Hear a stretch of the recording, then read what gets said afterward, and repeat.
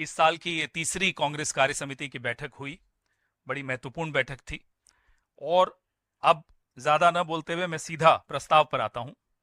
आज संसद के शीतकालीन सत्र के बीच में कांग्रेस कार्य समिति की बैठक हुई, जो अब तक 3 महत्वपूर्ण राष्ट्रीय मुद्दों पर तत्काल चर्चा करने से मोदी सरकार की हठधर्मिता के कारण विफल रहा है। हाल ही में उस व्यापारिक समूह द्वारा किए गए भ्रष्टाचार के बारे में खुलासे, जिसके साथ खुद प्रधानमंत्री का अत्यंत सबसे ज्यादा घनिष्ठ संबंध है, नंबर 1। नंबर 2, मणिपुर में जारी हिंसा और प्रधानमंत्री द्वारा सभी जिम्मेदारियों से मुंह मोड़ना। नंबर 3, इसी का पहले मणिपुर का हिस्सा, जिन्होंने मई 2023 के बाद से एक बार भी इस संकटग्रस्त राज्य का दौरा नहीं किया है। और तीसरा, हाल ही में उत्तर प्रदेश और विभिन्न राज्यों में सांप्रदायिक तनाव को बढ़ावा देने के लिए भारतीय जनता पार्टी द्वारा व्यवस्थित प्रयास। पूजा स्थल विशेष प्रावधान अधिनियम 1991 के अक्षरशः और भावना के प्रति अपनी दृढ़ प्रतिबद्धता को दोहराने के बाद, जिसका भारतीय जनता पार्टी द्वारा बेशर्मी से उल्लंघन किया जा रहा है, कांग्रेस कार्य समिति ने 4 विधानसभा चुनावों के परिणामों के बाद भारतीय राष्ट्रीय कांग्रेस के सामने आने वाली चुनौतियों पर भी चर्चा की। वायनाड उपचुनाव में श्रीमती प्रियंका गांधी वाड्रा की भारी जीत ने पार्टी कार्यकर्ताओं और आम जनता में खास तौर पर उत्साह की लहर पैदा कर दी है। कांग्रेस कार्य समिति झारखंड की जनता को, जेएमएम, कांग्रेस और अन्य भारतीय दलों को दिए गए निर्णायक जनादेश के लिए धन्यवाद देती है।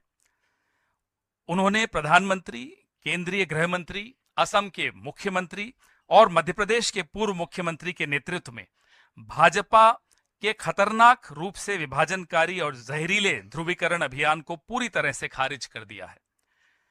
कांग्रेस कार्य समिति जम्मू कश्मीर की जनता को स्पष्ट तरीके से एनसी कांग्रेस गठबंधन में विश्वास जताने के लिए धन्यवाद देती है, यह स्वीकार करते हुए कि हमारा अपना प्रदर्शन बेहतर होना चाहिए था। हमारी पार्टी जम्मू कश्मीर को पूर्ण राज्य का दर्जा बहाल करने के लिए दबाव बनाना जारी रखेगी।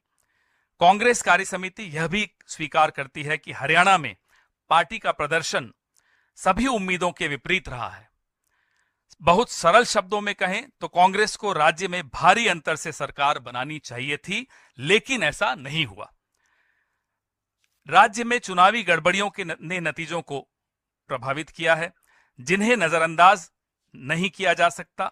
और कांग्रेस कार्य समिति यह भी स्वीकार करती है कि महाराष्ट्र में पार्टी का प्रदर्शन और वास्तव में हमारे एमवीए सहयोगियों का प्रदर्शन समझ से परे है और वास्तव में चौंकाने वाला भी है। चुनावी नतीजे सामान्य समझ से परे हैं। यह स्पष्ट रूप से लक्षित हेरफेर का मामला प्रतीत होता है।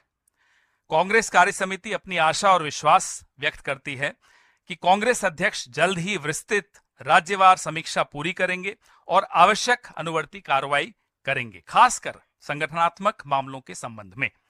इन मामलों पर एआईसीसी स्तर पर और सभी राज्यों में तत्काल ध्यान देने की आवश्यकता है।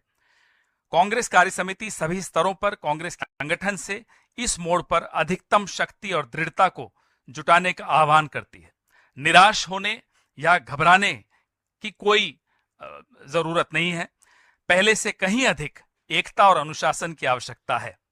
भारत जोड़ो यात्रा, भारत जोड़ो न्याय यात्रा और लोकसभा चुनाव अभियान के दौरान पार्टी ने लोगों के सामने जो मुद्दे रखे थे, वे हमारे देश के लोगों के लिए दैनिक चिंता के मुद्दे हैं। पार्टी को अपने नैरेटिव को लगातार मजबूत करना चाहिए। इसमें पूर्ण सामाजिक न्याय सुनिश्चित करने के लिए जाति जनगणना, अनुसूचित जातियों, अनुसूचित जनजातियों और ओबीसी के लिए आरक्षण पर 50% की सीमा को हटाना, राजनीतिक संरक्षण के माध्यम से अर्थव्यवस्था में बढ़ते एकाधिकार पर नियंत्रण और निरंतर मूल्य वृद्धि और बढ़ती बेरोजगारी शामिल है। अंत में सीडब्ल्यूसी का मानना है कि पूरी चुनाव प्रक्रिया की अखंडता से गंभीर रूप से समझौता किया जा रहा है। स्वतंत्र और निष्पक्ष चुनाव एक संवैधानिक जनादेश है, जिसे चुनाव आयोग की पक्षपातपूर्ण कार्यप्रणाली द्वारा गंभीर सवालों के घेरे में लाया जा रहा है। समाज के कई वर्ग निराश और बेहद आशंकित हो रहे हैं। कांग्रेस इन जन चिंताओं को एक राष्ट्रीय आंदोलन के रूप में उठाएगी। धन्यवाद।